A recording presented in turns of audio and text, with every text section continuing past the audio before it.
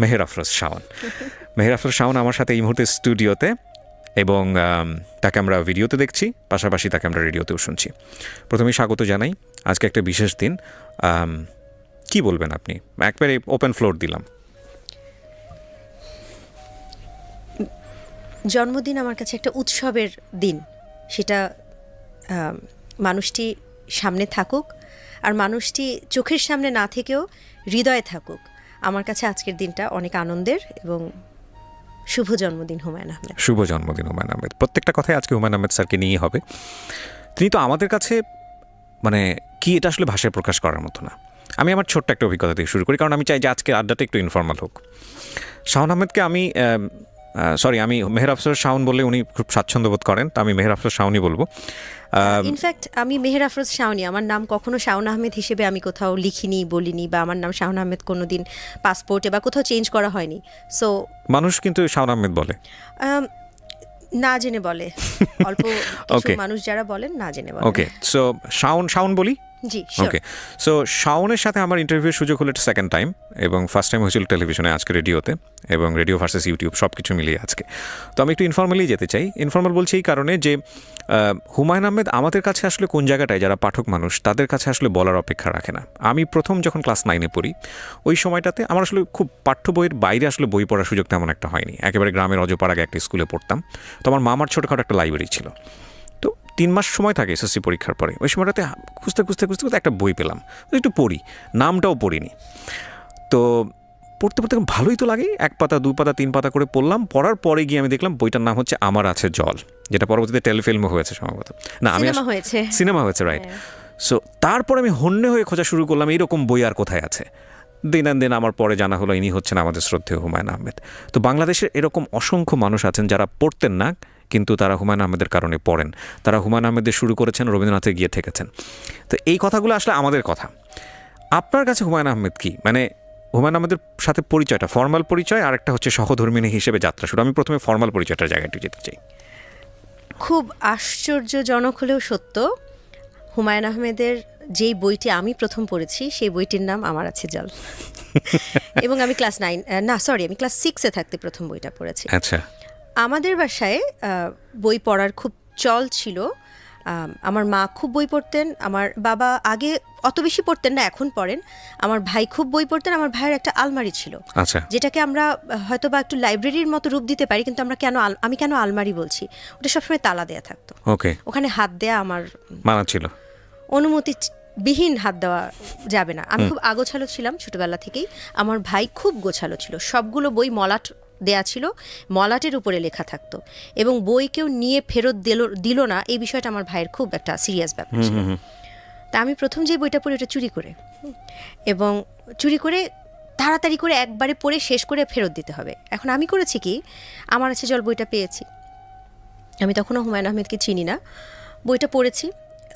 চিনি অবশ্য, নামে চিনি কিভাবে, তখন বিটিভিতে এইসব দিনরাত্রি আমি দেখেছি, বহুব্রীহি দেখেছি, অয়ময় চলছে এরকম একটা সময়। তো বইটা পড়ে যখন দিলু মরে গেল, আমার এতই রাগ হলো আমি বইটার কুচি করে ছিঁড়ে ফেলি। এখন আপনি অবস্থাটা বোঝেন যে ভাইয়ার আলমারি থেকে চুরি করে একটা বই নিয়েছি, যে এই বইটা ছিঁড়ে ফেলেছি। এখন আমি তো ক্লাস 6-এ পড়ি, ওই সময় একটা বই যে নতুন কিনে ওখানে রাখবো তার তো কোনো উপায় নেই। এবং সেই আলমারি, কাচের আলমারি, আগেকার আলমারি একটু মনে করে দেখেন, যেটি স্লাইড ডোর, যেখানে একটা এমন টাইপের কাটা দেওয়া একটা তালা থাকতো, ওটা কিভাবে করে যে আমি বের করেছি, এখন তো আমার মাথায় হাতে, এই টাকা আমি কোথায় পাবো যে একটা নতুন বই কিনে আবার ওভাবে মলাট করে রাখবো। যাই হোক, যেভাবেই হোক সেগুলো করেছি, কিন্তু তখন এই বিষয়টা আমার জীবনে এত ইম্পর্ট্যান্ট হিসেবে আসলে তখন ধরা দেয়নি, কারণ তখনও জানি না যে এই মানুষটির সঙ্গেই আমার জীবনের একটা সবচেয়ে গুরুত্বপূর্ণ অংশটা কাটবে।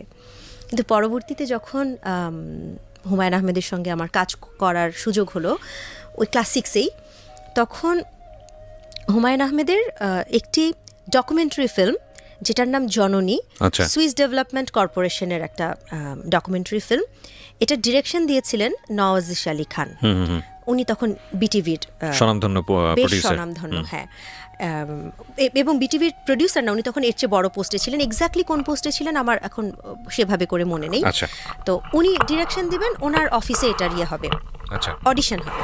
আমি তখন নতুন কুড়ি করছি, আচ্ছা এবং নতুন কুড়িতে তখনও আমি অভিনয় করিনি, কিন্তু আমি নাচে করেছি এবং অন্য বেশ কিছু টেলিভিশন প্রোডাকশনে আমি অভিনয় করেছি। রাইট তো আমার একদম ডায়লগটা মনে আছে যে নতুন কুড়ির ওয়ান অফ দ্য প্রডিউসার, ওনার নাম আলাউদ্দিন আহমেদ, উনি আমাকে অনেক স্নেহ করতেন, এখনও করেন।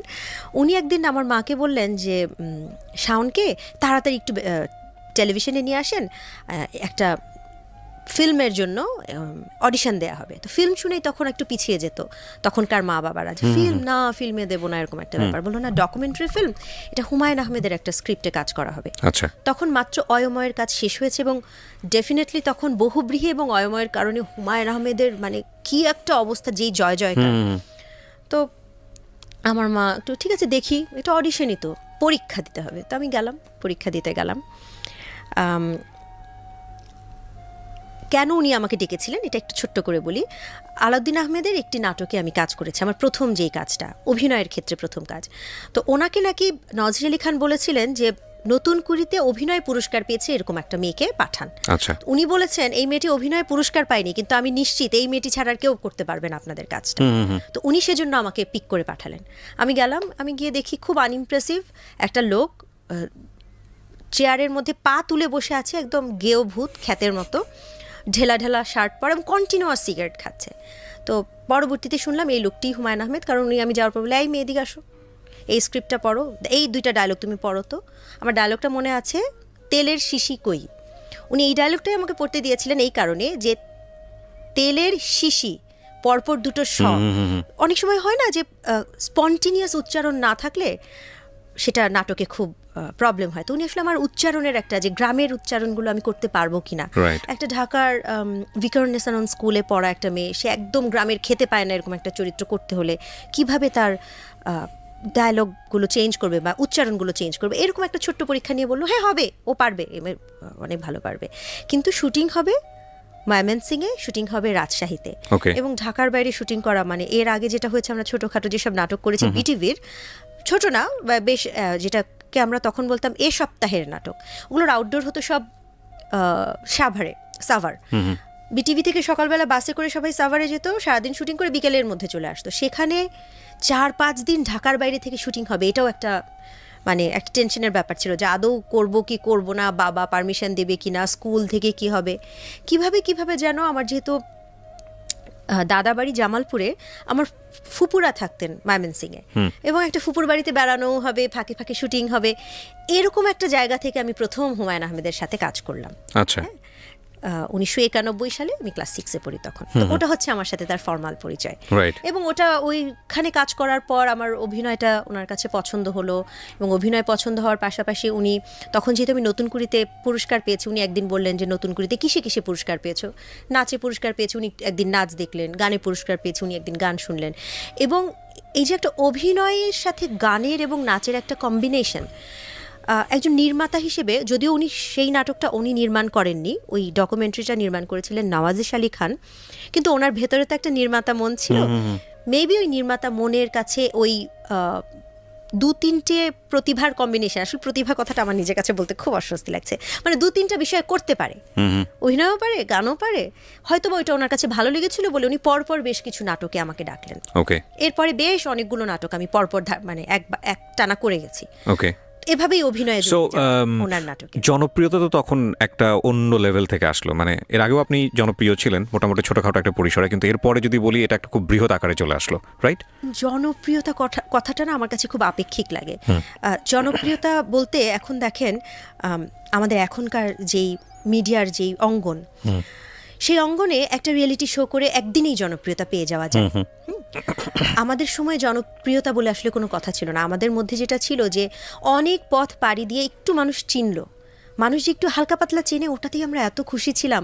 এবং কেউ যদি বলতো নতুন করে সকালবেলা দেখি তোমার পারফরমেন্সটা আমার খুব ভালো লেগেছে, মানে আমি আপনার ফ্যান, অত দূর যাওয়ার কথা আমরা তখন চিন্তাই করতে পারতাম না, কিশোর বয়সের কথা বলছি। নতুন কুড়িতে আমার একটি গান মনে রেখেছে বা আমার একটি নাচ মনে রেখেছে, এটাতেই আমরা অনেক আলহামদুলিল্লাহ অনেক আমরা হ্যাপি ছিলাম। তো আমি এটাকে জনপ্রিয়তা বলতে চাই না। আমি আমাদের শিশু শিল্পীদের পরিসরে বা কিশোর কিশোরীদের পরিসরে আমাকে মানুষ চিনত না। কেন বলছি, কারণ হুমায়ুন আহমেদের নাটক তো মানে হলো যে ওই সময়টাতে হুমায়ুন আহমেদের নাটক মানে হচ্ছে পুরো সপ্তাহ ধরে মানুষজন প্রিপারেশন নিত। তো এইরকম একটা জায়গায় আপনি এত সুন্দর সুন্দর রোল করছেন।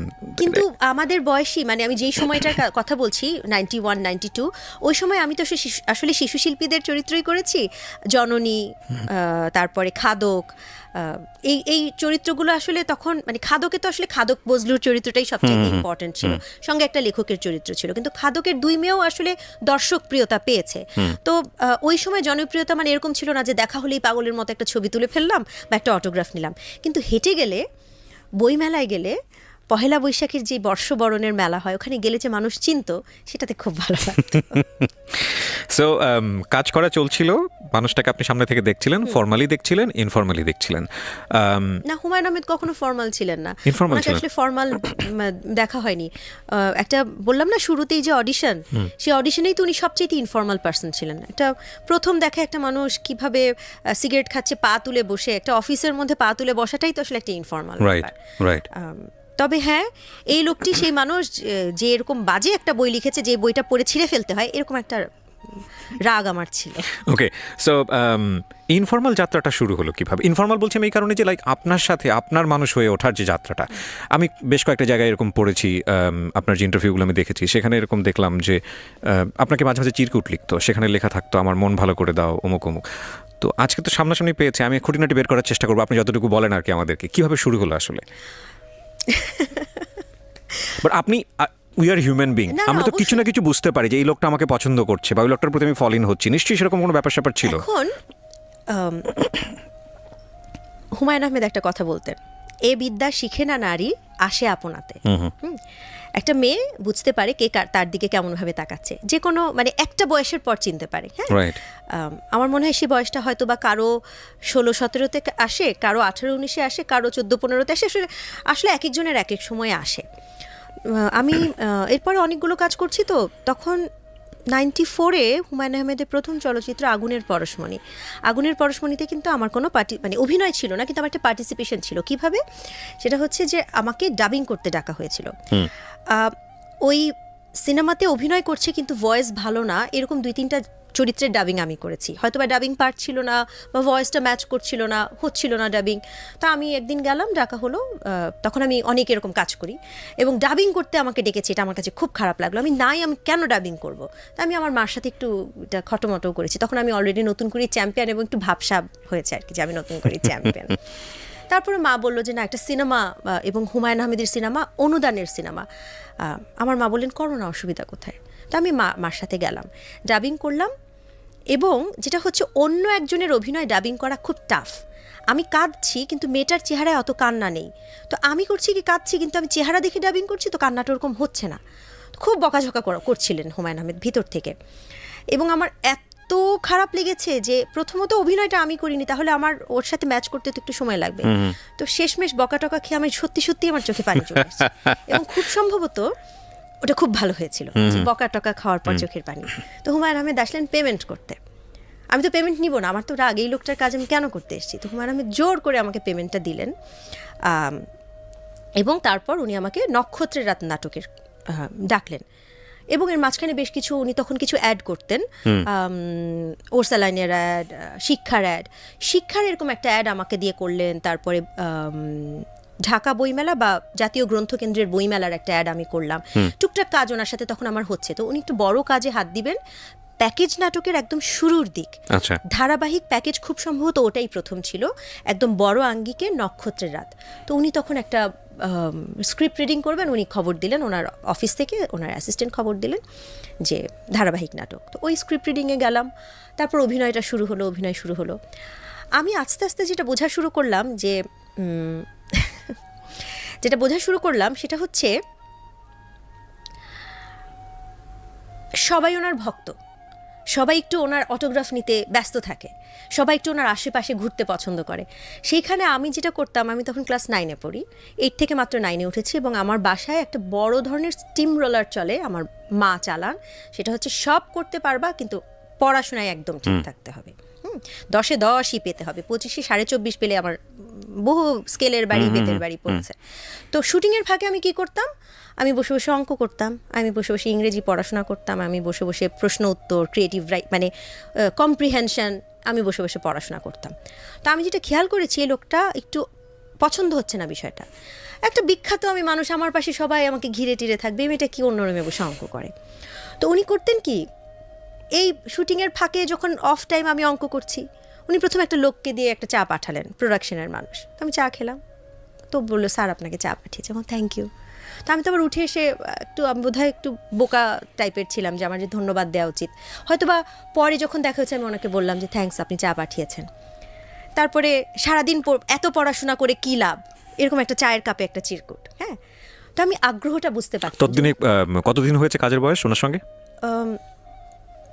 ধারাবাহিক নাটক 17 পর্বের, কিন্তু ওই নাটকটা আমরা কাজটা করেছি 6 মাস ধরে। না, কিন্তু হুমায়ুন আহমেদের সঙ্গে পরিচয় এবং ওই যখন চিরকুট পাঠাচ্ছেন হচ্ছে 91-তে, আর ওটা হচ্ছে 95, 4 বছর।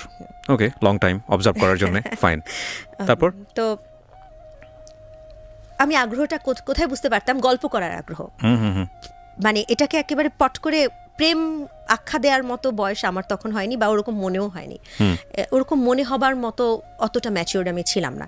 কিন্তু আমি দেখতাম যে উনি গল্প করতে চান, গল্প করার একটা আগ্রহ, এবং প্রায় বলেন হয়েছে অনেক পড়াশোনা, চলো এখন আমরা একটু গল্প করব। তো অনেক মানুষ মিলে গল্প করছেন।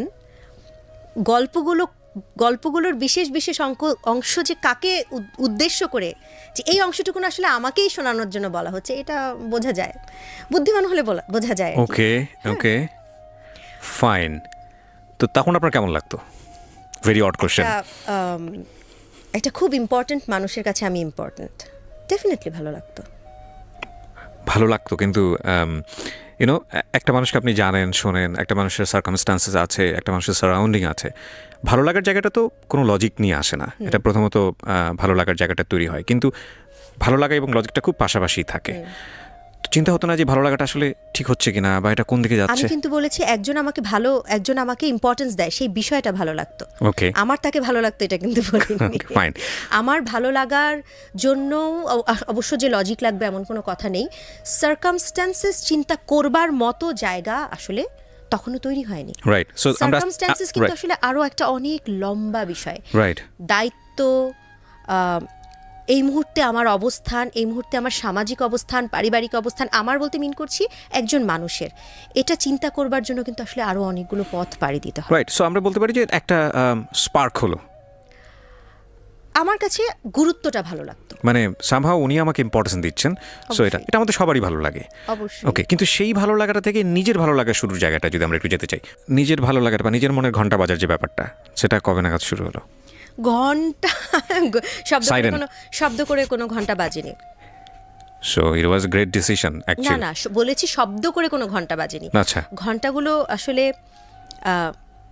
পায়ের নুপুরের টুনটুন রিনিঝিনি শব্দ থাকে না, খুব সফট শব্দ ছিল। না, কিন্তু আমাদের কাছে কিন্তু স্কুলের ঘন্টা অনেক সফট লাগে, যেহেতু যখন বাস্তাছে, ঠিক আছে, স্কুল ছুটি হয়ে গেল, ঠিক আছে, আমি মানে গুড অর্থে বুঝিয়েছি আর কি। সো আপনাকে ইম্পর্টেন্স দিচ্ছে এবং এটা আপনার ভালো লাগছে, এই ভালো লাগা থেকে ধীরে ধীরে ভালোবাসার দিকে টান করেছে। তাহলে আসলে সেরকম না, ফান করে তো বললাম নুপুরের রিনিঝিনি, বিষয়টা ছিল একদম ডিটেইলে, তো অনেক লম্বা ঘটনা, আমি খুব ছোট ছোট করে বলি। এর মধ্যে বেশ কিছু ঘটনা আসলে এসেছে বিভিন্ন ইন্টারভিউতে বা বিভিন্ন কথায়। একটা তো হচ্ছে যে আমার প্রেজেন্স পছন্দ করেন একজন মানুষ, কিন্তু তার মানে তো এই না যে আমার যখন কাজ নাই তখন প্রেজেন্স থাকবে। তো আমার যেদিন শুটিং আছে সেদিন আমি শুটিংয়ে যাই, যেদিন শুটিং নাই সেদিন আমি যাই না শুটিং স্পটে। লাঞ্চ ব্রেকে সবাই ওখানে খায়। আমার বাসা কাছে, শুটিং হতো ডিএফপি ইয়েতে, বেইলি রোডে। ডিএফপিতে শুটিং হচ্ছে, আমার বাসায় ইস্কাটন গার্ডেনে। তো আমি বাসায় চলে যাই, বাসায় খেয়ে দিয়ে আবার শুটিংয়ে যাই। এটা এক একজন আসলে এক একভাবে করে, কেউ নিজের খাবার খায়, কেউ শুটিং স্পটের খাবার খায়। তো যেই সময়টুকুতে আমি থাকতাম না বা আমার শুটিং নাই, সেই সময়টুকু তো আর আমি জানি না। আমি কখন জানা শুরু করলাম, একদিন আমি বাড়িতে খেতে গেছি, খেয়ে দিয়ে এসেছি, দেখি হুমায়ুন আহমেদ বসে আছেন। তিনিও বাড়িতে গিয়েছিলেন, ধানমন্ডি তার বাসায় গিয়েছিলেন, গোসল টোসল করে এসেছেন। তা আমি ঢোকার পরে উনি বললেন, এই আমাদের দুজনের খাবার দাও। তা আমি বললাম, আল্লাহ, আমি তো খেয়ে এসছি। তুমি খুব আপসেট হলেন, তুমি বাসায় গিয়ে খেয়ে এসছো, অথচ আমি বসে আছি তোমার সাথে খাবো বলে। তো আমার কাছে খুব হঠাৎ করে ধাক্কার মতো লাগলো যে একটা মানুষ বাড়ি গিয়েছেন কিন্তু খেয়ে আসেননি। এবং এটা আমি এতদিন খেয়াল করিনি, কারণ আমি এর আগে তো আমিও ওখানে খেতাম, সেজন্য আমি বুঝতে পারিনি যে উনি অপেক্ষা করেন দুপুরে আমরা একসঙ্গে বসে খাবো। তো আমি বললাম যে আচ্ছা, আপনিও তো বাসায় গিয়েছিলেন, আমি বুঝতে পারিনি, আচ্ছা আসেন আপনি খান, আমি বসছি। তো উনি খাওয়ার সময় উনি কিছু গল্প বললেন, যে গল্পের ব্যাপারটা হচ্ছে একা খেতে ভালো লাগে না আমার, কিন্তু আমার ভাগ্যটা এমন আমাকে সবসময় একাই খেতে হয়। আমি এইটুকুন বললাম, এর সাথে আরও অনেক গল্প ছিল যে কেন একা খেতে হয় বা বাড়িতেও কেন একা খেতে হয়। তো আমি একটা পরিবার থেকে এসেছি, আমার বাবা যখন খেতে বসেন, আমার সবসময় আমি দেখি যেভাবে আমি বড় হয়েছি, আমার মা বসেন, আমি বসি, একটা সুন্দর একটা পরিবেশ। তো সেখানে বেশ কিছু গল্প শুনে আমার একটু খারাপই লাগলো। তাই আমি বললাম যে ঠিক আছে, আপনি নেক্সট আমাদের যে কয়দিন শুটিং থাকবে, এই শুটিংয়ের দিনগুলোতে আপনাকে আর একা খেতে হবে না, আমি বাসায় গিয়ে খাবো না, আমি আপনার সাথে খাবো। তো আমি ওই লাঞ্চ টেবিলে উনি বসতেন, আমি ওনার সাথে বসে খেতাম, টুকটাক গল্প হতো। একদিন উনি আমাকে ডেকেই পাঠালেন লাঞ্চ টেবিলে, না এটা সন্ধ্যার মতো একটা সময়। আচ্ছা, তার আগেও কথা আছে, ধারাবাহিকতা একটু নষ্ট হয়ে যায়, তো তার আগের কথা হচ্ছে আমার যেদিন শুটিং নেই, আমি যাইনি, আমি বাসায় আছি, পড়াশোনা করছি, যেহেতু আমি 9-এ পড়ি, সামনে SSCর সময় আসতে পারে। তিনি হচ্ছেন একটা চিরকুট লিখে ড্রাইভারকে দিয়ে পাঠিয়েছেন, 9ম পর্বে তোমার একটা এন্ট্রি ছিল, ওটা আগের দিন শুটিং করা হয়নি, কাপড় চোপড় নিয়ে চলে এসো। গেলাম, কাপড় চোপড় নিয়ে 9ম পর্বে একটা এন্ট্রি আছে, কে দিয়ে কোনো শুটিং নাই আসলে, এটা হচ্ছে আমাকে নেওয়া হলো। তা আমি বারবার বলছি 9ম পর্বে যে আমার একটা এন্ট্রি ছিল, বলো করবো, অসুবিধা নেই, বসো বসো বসো, আমরা গল্প করি। তো ঠিক আছে, 9ম পর্বের এটা ওদিন হলো না, বাড়ি চলে আসলাম। হঠাৎ পরদিন অ্যাসিস্ট্যান্ট ডিরেক্টর আসলো, ম্যাডাম আপা আপনার জন্য একটা নতুন সিকোয়েন্স, ওটা না হলে আমরা 10ম পর্বটা নামাতেই পারবো না। তো 10ম পর্বে একটা নতুন সিকোয়েন্স, তাড়াতাড়ি আবার রেডি হয়ে গেলাম। তো আমি বুঝলাম যে 10ম পর্বের ওই সিকোয়েন্সের আসলে কোনো গুরুত্ব নেই, হ্যাঁ, গুরুত্ব হচ্ছে আমার ওখানে উপস্থিত থাকা। তো সেরকম একদিন সন্ধ্যাবেলায় তিনি আমার সাথে হঠাৎ করে বললেন যে সেন্ট মার্টিনে, না কথাটা ছিল এরকম যে আদিম যুগে যখন গুহায় থাকতো মানুষেরা, তখন গুহার ভিতরে অনেক রং বেরঙের পেন্টিং করতো। তো যারা শিল্পীরা যখন পেন্টিং করতেন, সেই পেন্টিংয়ে আলো ধরবার জন্য কিছু নারী থাকতো, তাদেরকে উৎসাহ দেবার জন্য বা আলোটা ধরবার জন্য। তো আমার জীবনের আলোটা হারিয়ে গেছে, আমার জীবনের জন্য আমি চাই তুমি আলো ধরো, তুমি কি আমার জীবনের আলোটা ধরবে? ক্লাস 9-এ পড়েন আপনি তখন? আমি ক্লাস 9-এ পড়ি। এখন জীবনের আলো ধরা তো আসলে অনেক বড় বড় কথা, এত কথা তো আসলে আমি বুঝতে পারার মানে তখন পারিনি আর কি, হয়তো বা ক্লাস 9-এ বোঝা উচিত ছিল, আমি অত বৃহৎভাবে বুঝিনি। তো আমি কোনো জবাব দিইনি, ওটা ওখানেই শেষ।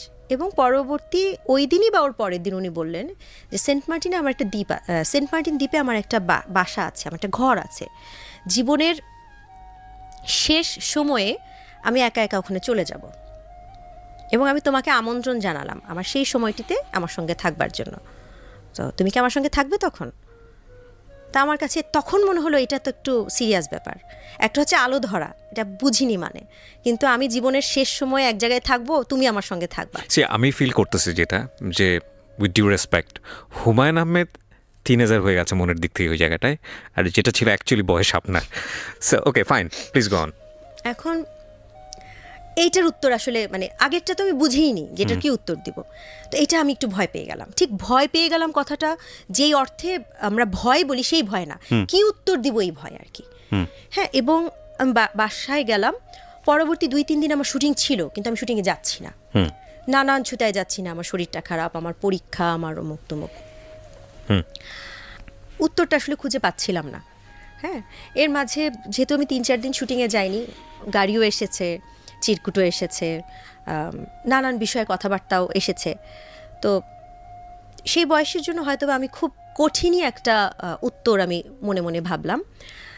আমি 4 কি 5 দিন পরে আমি গেলাম, এবং প্রথম আমি নিজেকে প্রস্তুত বলতে মিন করছি আমরা শুটিংয়ে যাই হচ্ছে নর্মাল একটা কাপড় পরে, এবং শুটিংয়ে গিয়ে আমরা শুটিংয়ের গেট আপ নেই। সেদিন আমি শুটিংয়ে গেলাম শাড়ি পরে গেলাম, এবং বেশ কাজল দিয়ে বলতে সেজে গুজে অর্থে না, চোখ ভরা কাজল দিয়ে আমি শুটিং স্পটে গেলাম, এবং আমি হুমায়ুন আহমেদকে বললাম আপনি তো উত্তরটা জানতে চাইছিলেন, আমি উত্তর দিতে এসেছি। তো তিনি তাকিয়ে আছেন, উনি বসে আছেন, আমি দাঁড়িয়ে আছি। আমি বললাম যে আপনি জীবনের যেই সময়টাতে একা একা সেন্ট মার্টিনে থাকবেন, আপনি যদি চান আমি তখন আপনার সঙ্গে থাকবো। ওকে, ভেবেচিন্তে উত্তর দিয়েছিলেন। সেই বয়সের ভাবনায় ভেবেছি। ফাইন, তাহলে তো বলার পরে আপনি একটা স্পেস পেয়েছেন, মানে কিছুক্ষণের জন্য হলো টাইম পেয়েছেন। নিয়েছি। রাইট। সো ওই সময়টাতে আপনার নিজের চিন্তা কি ছিল, কি হচ্ছিল নিজের মধ্যে, যে না আমি আসলে কি বলছি, কি রিপ্লাই দিচ্ছি? Cause it's a fact. না, অত কিছু বুঝবার মতো প্রথমত হচ্ছে যে সব বয়সের একটা মানসিক, মানে সব শারীরিক বয়সের একটা মানসিক বয়স থাকে। খুব সিরিয়াসলি চিন্তা করবার মতো মানসিক বয়স আমার তখন ছিল না। এখন আমি যেই উত্তর দিতাম তখন হয়তো বা মানে তখন সেভাবে ভাবিনি। আমার কাছে মনে হয়েছিল যে বিষয়টা কি ফান। হুমায়ুন আহমেদ কি আমার সাথে দুষ্টুমি করে প্রশ্ন করলেন? এর আগের আরও অনেক কিছু আমি রিভিউ করেছি, আর তখন আমার সঙ্গে গিয়ে কি থাকবে এটার মানে যে বিবাহ শাদী করে ফেলা, এরকম আমার মাথায় আসেনি। আমার কাছে মনে হয়েছে একজন একাকিত্বে ভোগা লেখক, ব্যাপারটা খুব, যদি এভাবে বলি যে আসলে মানে মাইথোলজিক্যাল উপন্যাসে আমরা পড়ি না যে একজন মানুষ সমুদ্রের পাড়ে, সেই দ্বীপে কেউ নেই, উনি একাকিত্বে ভুগছেন, একজন সঙ্গী তার আসলো যে তাকে একটু সময় দেয়, যে তার সাথে একটু গল্প করে, তাকে একা সময় একটু গান শোনায়। আমার সেই রকম একটা, আমরা যেটাকে বলি হচ্ছে ওই ধরনের একটা সঙ্গী আমার মাথায় তখন হয়তো বা ছিল। ওকে, আমরা যদি একটু মানে আমাদের চিন্তা ভাবনার জায়গা থেকে প্রশ্নগুলো করছি আর কি, কারণ বিষয়টা তো একেবারেই আপনার, ভালো লাগার জায়গাটা তো একেবারেই আপনার। একটা যেটা হচ্ছে যে হুমায়ুন আহমেদের সেই সময়টা থেকে তিনি পারিবারিকভাবেও একা হয়ে গেছেন এরকম, নাকি একটা সমস্যার মধ্যে ছিলেন যেটা আপনি জানতেন? এই উত্তরটা আসলে না আমার জন্য দেয়াটা অনুচিত। হ্যাঁ, আমি উত্তরটা জানি, কিন্তু এই উত্তরটা আসলে যদি হুমায়ুন আহমেদ দিতেন সেটা ভালো, সেটা সবচাইতে সুন্দর হতো, সবচাইতে শোভন হতো এবং সবচাইতে অথেন্টিক হতো। উত্তরটা আমি জানি। ওকে, আপনি জানেন এবং আমাদের জায়গা থেকে কারো কারো জানা, কারো কারো অজানাই থাকলো, তবে এটাও একটা উত্তর এবং থ্যাঙ্কস ফর দ্যাট। আমি তখন আপনি ঠিক আছে এই মানুষের সঙ্গে থাকছেন, মানুষের প্রতি আপনার তখন কি ভালোবাসা জন্মেছে নিজের মন থেকে, নাকি তখনও ঘোরের মধ্যে আছেন? ভালোবাসা কিনা আমি বুঝতে পারিনি, কারণ আমি কোনোদিন তাকে আমি ভালোবাসি এই কথাটা বলিনি, বা আমি কোনোদিন চিঠি লিখিনি। সুতরাং এটা আমার দিক থেকে কি ভালোবাসা কিনা আমি জানি না, কিন্তু আমি এটুকুন বুঝতে পেরেছি এই মানুষটি আমাকে ভালোবাসে। এই মানুষটি যে আমাকে ভালোবাসে সেটা প্রকাশ করবার জন্য তিনি ব্যাকুল হয়ে আছেন এবং তিনি নানানভাবে প্রকাশ করছেন। সেই প্রকাশটা খুব প্রকাশ্য ছিল। আপনি কি সিরিয়াস? আমার কাছে না, নক্ষত্রের রাত নাটকটির গল্প বললাম, এই নক্ষত্রের রাতের সেটে যারা উপস্থিত থাকতেন তাদের সবার কাছেই প্রকাশ। হ্যাঁ, আমরা মাঝে মাঝে এরকম দু একটা ইন্টারভিউ পড়েছিও, উনি ভীষণ রেগে যেতেন যদি আপনার হাত ধরে কেউ শর্ট দিতে পারে, এরকম এরকম শুনেছি, মানে আই এম নট শিওর। ওকে, তো আপনি কি সিরিয়াস হয়েছিলেন যে উনি যে বলছে সেটা আসলেই ভবিষ্যতে হতে যাচ্ছে, বা সেন্ট মার্টিন এরকম থাকবো, ঠিক আছে যদি থাকা হয়তো থাকবো, এরকম কোনো ব্যাপার স্যাপার ছিল, নাকি জাস্ট বলার জন্যই বলা? আসলেই কি একজন লেখক জীবনের শেষ মুহূর্তে সেন্ট মার্টিনে একা গিয়ে থাকবেন? এই জিনিসটা আমি অনেক ভেবেছি, কিন্তু সেই থাকাটাকে আসলে তিনি হাইপোথেটিক্যালি বলেছেন নাকি সত্যিকারের সেন্ট মার্টিনে গিয়ে থাকা বলেছেন, সেটাও একটা চিন্তার বিষয় ছিল। আমি ভেবেছি হাইপোথেটিক্যালি বলেছেন। হাইপোথেটিক্যালি বলতে যে শুধু সেন্ট মার্টিনে গিয়ে থাকা না, জীবনের একটা সময় একাকিত্বের ডিসিশন নেওয়ার জন্য একটা সঙ্গী লাগে, গল্প করারও একটা সঙ্গী লাগে। সেই সঙ্গীটা যে একদম বিয়ে করেই হতে হবে এমন কোনো কথা না, একটা বন্ধুও হতে পারে। আমার কাছে মনে হয়েছে একটা এমটিনেস আছে। হ্যাঁ, কেন মনে হয়েছে আমি তো বললামই যে উত্তরটা আমি দেয়াটা উচিত না, অথেন্টিকেট হতো হুমায়ুন আহমেদ দিলেই, কিন্তু আমার কাছে মনে হয়েছে সেই এমটিনেসটার জায়গাটা তিনি কাউকে চাইছেন, কাউকে না, উনি আসলে আমাকেই চাইছেন। ওকে, সেই জায়গা থেকে আমি বিহেভ করেছি। লাকি ইউ আর first of all, cause Humayun Ahmed fact, কিন্তু আপনার কাছে কেমন ছিল সেটা তো আপনার জায়গা থেকে, আমরা আমাদের জায়গা থেকেই মূল্যায়ন করছি। কিন্তু যদি এইভাবে জিনিসটা জানতে চাই একটু, সেটা হলো যে একটা সময় তো ডিসিশন নিতেই হয়েছে, ফর্মালি আপনারা বিয়ে শাদী করেছেন অনেক পরে, তো ওই জায়গাটা হুট করেই আসলো নাকি আপনারা বুঝতে পারছিলেন যে না? এরপরে বহুবার আমি লম্বা সময় হুমায়ুন আহমেদের সাথে যোগাযোগ রাখিনি। যখন ফ্যাক্টগুলো, আপনি একটু আগে বলছিলেন না যে ফ্যাক্ট অনেক আসে, বাস্তবতা, পারিপার্শ্বিকতা, সামাজিকতা, এটা আরও পরে এসেছে। যখন দেখছি যে ওনার ভালো লাগার মাত্রাটা বাড়ছে, যখন দেখছি আমার ভালো লাগার মাত্রাটা তৈরি হয়ে গেছে এবং আমার ভালো লাগার মাত্রাটাও বাড়ছে, যখন দেখছি শুটিং শেষ তাও উনি আমাকে বিভিন্ন ছুতায় মিটিংয়ে ডাকছেন, যখন আমি দেখছি যে আমারও যেতে ভালো লাগছে, তখন পারিপার্শ্বিকতা, সামাজিকতা, বাস্তবতা তখন মাথায় আস্তে আস্তে আসে। ওকে, এবং এইসব বিষয় তো আসলে খুব বেশি ফ্যামিলির সাথে শেয়ার করা যায় না। টুকটাক এখানে আমার একজন স্কুলের বন্ধু আছে, টুকটাক স্কুলের বন্ধুর কাছ থেকে তখন একটু যে না আসলে কি এটা ঠিক হচ্ছে, উনি কি এটা এভাবে বললো, কেন বললো, অনেক কিন্তু তখন আলাপ আলোচনা চলে আসে, আচ্ছা উনি এটা বলতে কি মিন করলো, হ্যাঁ, তো তখন তারাও একটু না এটা মনে হয় ঠিক হচ্ছে না, এরকম অনেক কথা তখন আসে। তো বাস্তব কথা চিন্তা করতে গিয়ে তখন আমরা বলবো না, একটা বড় ব্রেক নিয়েছিলাম যে কাজ করবো না আর। আমি হুমায়ুন আহমেদের নাটকে মাঝখানে বহুদিন কাজ করি। ততদিনে কি পত্রপত্রিকায় মোটামুটি লেখালেখি হচ্ছে আপনাদেরকে নিয়ে? না, তখনও শুরু হয়নি, তখনও শুরু হয়নি, কারণ এগুলো বাংলাদেশের সামাজিকতায় কিন্তু এগুলো একেবারেই মানে লুফে নেওয়ার মতো টপিক, আপনি জানেন, এবং যেটা আপনাদের ক্ষেত্রে হয়েছেও প্রথম দিকে, এবং এটাকে সামলে নিয়ে ফাইট করে নিজের একটা অবস্থান তৈরি করা, সেটা আপনি সাংস্কৃতিক অঙ্গনই বলেন বা নিজের পরিবারের জায়গাটাই বলেন, যেখানেই বলেন না কেন, ইট ওয়াজ নট ইজি। আমি জানি না আপনি কি বলবেন। তো আমি যদি ফর্মাল জায়গাটাই যদি একটু আসতে চাই, যে আপনারা ডিসিশন নিলেন যে না আপনারা বিয়ে করবেন, ওই জায়গাটা